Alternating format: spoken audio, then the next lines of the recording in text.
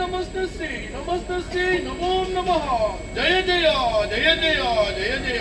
ರಕ್ಷಿಸಬೇಕು ತಾಯೇ.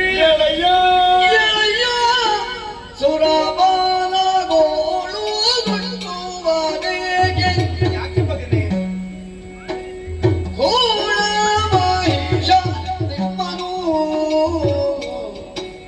ಸೋಲಿಸಿ ನಾಗವನ್ನೊಳುತ್ತಿರಲು ಅದು ಯಮ ಮಾಲಯ ಕಟ್ಟಿಯನು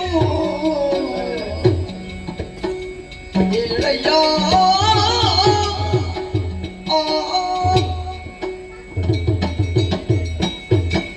ಎರಡಯ್ಯ ಸುರಪಾಲ ಮುಕ್ಕೋಟಿ ಬರ್ದಿಲ್ಲರನ್ನು ಕೂಡಿಕೊಂಡು ನೇರವಾಗಿ ತುಹಿನಗಿರಿಗೆ ಬಂದು ಖಾರವಾಗಿ ಕಣ್ಣೀರು ಸುರಿಸುತ್ತಾ ನನ್ನನ್ನೇ ಭಕ್ತಿಯಿಂದ ಪೂಜಿಸುತ್ತಾ ಇದ್ದೀಯ. ನಿನ್ನ ಭಕ್ತಿಗೆ ಒಲಿದು ಬಂದವಳು ನಾನು ಮಗನೇ. ಈ ಹಿಂದೆ ನಿಮಗೆ ಕಷ್ಟವನ್ನು ಕೊಡುತ್ತಿದ್ದ ದುರುಳ ಮಹಿಷನ್ನು ವಧಿಸಿ ನಾಕದ ಪೀಠವನ್ನು ಸ್ಥಿರಗೊಳಿಸಲು ನಾನೇ. ಹುಣ್ಣಿಮೆಯ ಚಂದ್ರನಂತೆ ಶೋಭಿಸಬೇಕಾದಂತ ನಿನ್ನ ಮುಖ ಇದ್ದು ನಿಶಾ ಕಮಲದಂತೆ ಬಾಡಿ ಹೋಗದಿಲ್ಲ ಮಗನೇ. ಏನಾಯ್ತಪ್ಪ? ಯಾರಿಂದ ಕಷ್ಟ ಬಂತು ಹೇಳು ನನ್ನಲ್ಲಿ. ಜನನಿಗೆ ಭಿನ್ನಹಾದನು ಜಮಹಿಷಗಿಂತ ಘನ ಪರಾಕ್ರಮಿ ಶುಂಭನು ಏನ್ ಮಾಡಿದ? ಅನುಮರಾದಲ್ಲಿ ಸುರರನು ಸೋಲಿಸುತ್ತ ನಮ್ಮನ್ನು ಸೋಲಿಸಿದ್ದಾರೆ. ನಾಗವನು ಪಾಲಿಸುವ ಖಳನು ಜನನಿಗೆ ಭಿನ್ನಹಾದನು ಜಮಹಿಷಗಿಂತ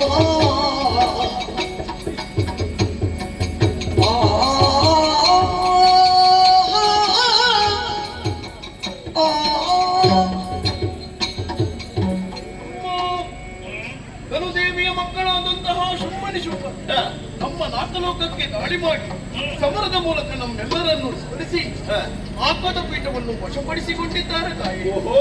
ಇವರು ಮಹಿಷನಿಗಿಂತಲೂ ಘನ ಪರಾಕ್ರಮಿಗಳಾಗಿ ಮೆರೆಯುತ್ತಾ ಇದ್ದಾರೆ. ಅವರಿಂದ ನಮಗೆ ನೆಮ್ಮದಿ ಇಲ್ಲ, ಬದುಕಲು ಅವಕಾಶವೇ ಇಲ್ಲದಂತಾಗಿದೆ. ಆ ದುಷ್ಟರಿಂದ ನಮ್ಮನ್ನು ನೀವೇ ರಕ್ಷಿಸಬೇಕು ತಾಯಿಯೇ, ರಕ್ಷಿಸಬೇಕು. ಇದು ಅಭಯ. ಕರುಣಿಸುತ್ತ ಲಭಯವನ್ನು ನುಡಿದಳು. ಕರುಣಿಸುತ್ತ ಲಭಯವನ್ನು ನುಡಿದಳು. ಕಿವಿದು ಸಮಯದಿ ಕಲಿದು ದೈತ್ಯರ ಕಿರಿದು ಸಮಯದಿ ಕಲಿದು ದೈತ್ಯರ ನೆರವಿಯನು ಒರೆಯುವೆನು ನಿಮ್ಮನು ಮರೆಯ ಮಾತಲ್ಲ. ಇದು ಸತ್ಯ. ನೆರವಿಲ್ಲನು ಒರೆಯುವೆನು ನಿಮ್ಮನು ಮರೆಯ ಮಾತಲ್ಲ. ಮಗನೇ, ಮರೆಸಿ ನಿಜವನು ತುಹಿನಗಿರಿಯೊಳು ನೀವೆಲ್ಲರೂ ಮರೆಸಿ ನಿಜವನು ತುಹಿನಗಿರಿಯೊಳು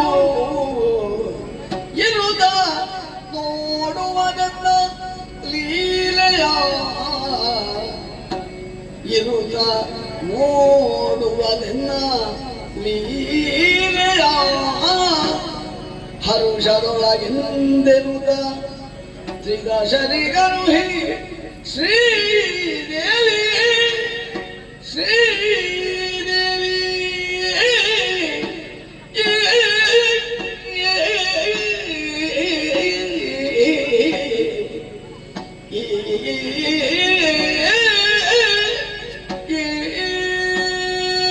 ಅಮರೇಂದ್ರ, ನೀವು ಯಾರು ಕಣ್ಣೀರು ಸುರಿಸಬೇಕಾದ ಅಗತ್ಯವಿಲ್ಲ. ನಿಮಗೆಲ್ಲರಿಗೂ ಕಷ್ಟವನ್ನು ಕೊಡುವಂತಹ ಶುಂಭಾದಿ ಶುಂಭರನ್ನು ಕಿರಿದು ಸಮಯದೊಳಗಾಗಿ ಸಂಹರಿಸಿಕೊಡುತ್ತೇನೆ. ಧೈರ್ಯ ತಾಳಿ. ಅಷ್ಟು ಸಮಯದ ಕಾಲ ನಾವು ಎಲ್ಲಿರಬೇಕು? ನಿಮ್ಮ ನಿಜವನ್ನು ಮರೆಸಿ ನನ್ನ ಬಳಿಯಲ್ಲೇ ಇಟ್ಟುಕೊಳ್ಳಿ. ಒಬ್ಬೊಬ್ಬ ಕಳನನ್ನು ಒಂದೊಂದು ರೂಪದಿಂದ, ಒಂದೊಂದು ವಿಧದಿಂದ, ಒಂದೊಂದು ಆಯುಧದಿಂದ ಕೊಲ್ಲುವಂತ ಚಂದವನ್ನು ಕಣ್ತುಂಬ ಕಾಣಬೇಕು. ಹೋಗಿ ಮಕ್ಕಳೇ, ನಿಶ್ಚಿಂತರಾಗಿ. ಜಯ ಜಯ ಅಳಬೇಡ. ಜಯ ಜಯ ಜಯ ಜಯ. ಅಳುವ ಸುಮನಸರಿಂಗೆ ಧೈರ್ಯವದೆಳುಹಿ ಎಂತಹ ಮುಗ್ಧ ಮನಸ್ಸು. ಅಳುವ ಸುಮನಸರಿಂಗೆ ಧೈರ್ಯವದೆಳುಹಿ ಬಳಿಕ ಶಕ್ತಿ ರೂಪಿಣಿ ಧೈರ್ಯವ ತಿಳುಹಿ ಬಳಿಕ ಶಕ್ತಿ ರೂಪಿಣಿ ಖರ ಬಳಿಗೈದುತ್ತ ಗೆಲುವಟ ಸಾಧ್ಯವೆಂದಿರುತ್ತ ಖರ ಬಳಿಗೈದುತ್ತ ಗೆಲುವಟ ಸಾಧ್ಯವೆಂದಿರುತ್ತ ತಿಳಿದಳ ಕ್ಷಣದೊಳಗೆ ತಿಳಿದಳ ಕ್ಷಣದೊಳಗೆ ಮೋಹದ ಬಲೆಗೆ ಸಿಲುಕಿಸಿ ತನುಜಲ್ಲರ ಕೊಲ್ಲುವ ಕಾರ್ಯವು ಸುಲಭವೆನುದಲ್ಲಿ ತನ್ನ ಮನದೊಳಗೆ ಎಂದು ಯೋಚಿಸಿ ಮಹಮಾಯೆ ಮಹಮಾಯೆ ಎಂದು ಯೋಚಿಸಿ ಮಹಮಾಯೆ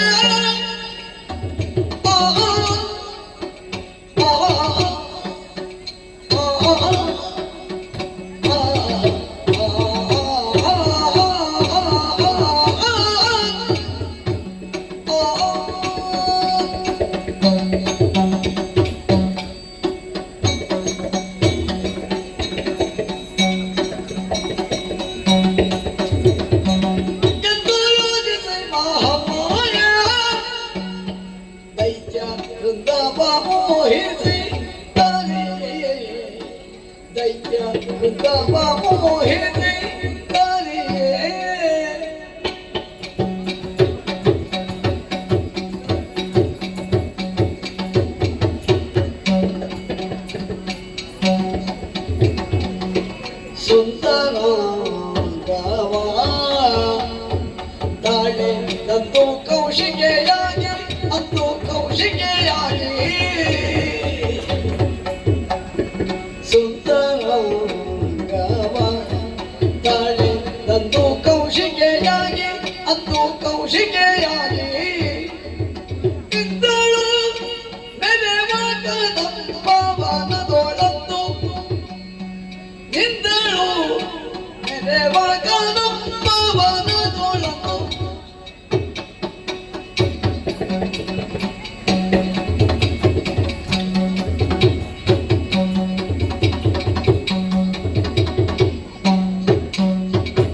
ಎಂದು ಯೋಚಿಸಿ ಮಹಾಮಾಯೆ ದೈತ್ಯ ವೃಂದವ ಮೋಹಿಸಿದರೆ ದೈತ್ಯ ವೃಂದವ ಮೋಹಿಸಿದರೆ ದರಿಯೇ ದರಿಯೇ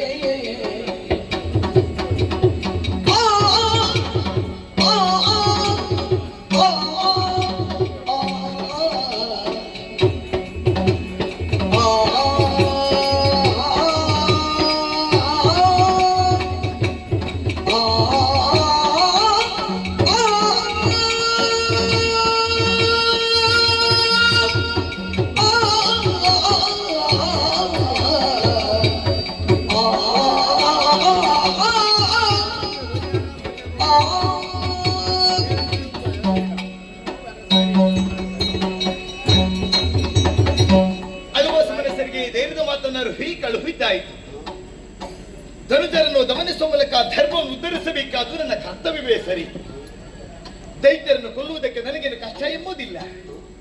ಕೇವಲ ಸಂಕಲ್ಪ ಮಾತ್ರದಿಂದ ಕೊಲ್ಲಬಹುದು. ಆದ್ರೆ ಇಲ್ಲಿ ಸ್ವಲ್ಪ ನೀವು ಯೋಚನೆ ಮಾಡಬೇಕು.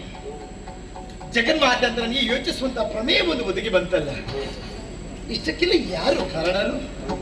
ಯಾರು ಯಾರನ್ನು ದೂರ ಪ್ರಯೋಜನವಿಲ್ಲ. ನನ್ನ ಮಗನಾದಂತಹ ಬ್ರಹ್ಮದೇವನಾಗಿದ್ದಾನೆ. ಈ ಹಿಂದೆ ಶುಂಭನ ಪಕ್ಷದ ಚಂಡ ಮುಂಡರು ಬ್ರಹ್ಮದೇವನ ಮೆಚ್ಚಿಸಿ ವಿಶೇಷವಾದ ವರವನ್ನು ಪಡೆದಿದ್ದಾರೆ. ಬ್ರಹ್ಮಚರ್ಯ ಎಷ್ಟರವರೆಗೆ ಕಾಪಾಡಿಕೊಂಡು ಬರ್ತಾರೋ ಅಷ್ಟರವರೆಗೆ ಮರಣವಿಲ್ಲ. ಹಾಗಿದ್ರೆ ಕೊಲ್ಲುವ ಪರಿಯಂತೂ ಯೋಚಿಸಿ ನಾ ತೀರ್ಮಾನಕ್ಕೆ ಬಂದೆ. ಹೆಣ್ಣು ಹೊನ್ನು ಮಣ್ಣು ಈ ಮೂರರಲ್ಲಿ ಒಂದಕ್ಕೆ ಪ್ರಪಂಚದಲ್ಲಿ ಮಾರು ಹೋಗಿದ್ರು ಯಾರಿಲ್ಲವಂತು. ಶುಂಭನ ಪಕ್ಷದವರಿಗೆ ಹೊನ್ನಿನ ಆಸೆ ಉಂಟೆ? ಇವರಿಗೆಲ್ಲ ಮಣ್ಣಿನ ಆಸೆ ಉಂಟ? ಇಲ್ಲ. ರಕ್ಕಸರಿಗೆ ಆಸೆ ಎಂದು ಹುಟ್ಟುವುದು ಹೆಣ್ಣಲ್ಲಿ ಮಾತ್ರವಂತೆ. ಸರಿ, ಅದನ್ನು ನೆಪವಾಗಿರಿಸಿಕೊಂಡಂತಹ ನಾನು ಈ ರೂಪವನ್ನೇ ಮರಗೊಳಿಸಿ 3 ಲೋಕವನ್ನೇ ಅಮಯಿಸುವಂತಹ ಮೋಹಿನಿ ರೂಪವನ್ನಂತೂ ಕೌಶಿಕವನ್ನು ಅವನಿರಿಸಿಕೊಂಡು ಈ ಕದಂಬ ವನದಲ್ಲಿ ಇರಬೇಕೆಂದು ಆಸೆ ಪಟ್ಟವಳು ನಾನು. ಎಲ್ಲ ಸರಿ, ಕುಳಿತುಕೊಳ್ಳೋದಕ್ಕಾಗಿ ಯೋಗ್ಯವಂತ ಸ್ಥಳ ಬೇಕು. ನಿರ್ಜನ ಪ್ರದೇಶ, ಕತ್ತಲೆಯ ತುಂಬಿಕೊಂಡಿದೆ. ಏನು ಮಾಡುವುದು? ಜಗದ ಮಾತೆ ಅಂತ ನಾನು ಯೋಚಿಸುವುದಲ್ಲ, ಮನಸ್ಸನ್ನು ಸಂಕಲ್ಪ ಮಾಡಿದ್ದೇನೆ. ಕಾಣುತ್ತಾ ಉಂಟು ಕನಕದುಯ್ಯಾಲೆ. ಈ ಉಯ್ಯಾಲೆ ಏರಿ ಕುಳಿತುಕೊಂಡು ಗಾಯನವನ್ನು ಹಾಡುತ್ತೇನೆ. ತನುಗಂಧವನ್ನೇ ಗಾಳಿಗೆ ಪಸರಿಸುತ್ತೇನೆ.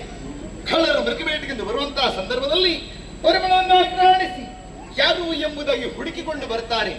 ಅದೇ ವೇಳೆಯಲ್ಲಿ ರೂಪ ಎನ್ನುವಂತ ವಲೆಯನ್ನು ಬೀಸಿ ಕಾಮಕರನ್ನು ತಡೆಯುವುದಕ್ಕೆ ಸಾಧ್ಯವಾಗುತ್ತದೆ. ತಡ ಮಾಡುವುದಲ್ಲ, ಕೈ ಬೀಸಿ ಕರೆಯುತ್ತಾ ಉಂಟು ಕನಕದುಯ್ಯಾಲೆ. ಯಾರು ಬಿಡುತ್ತಾರೆ?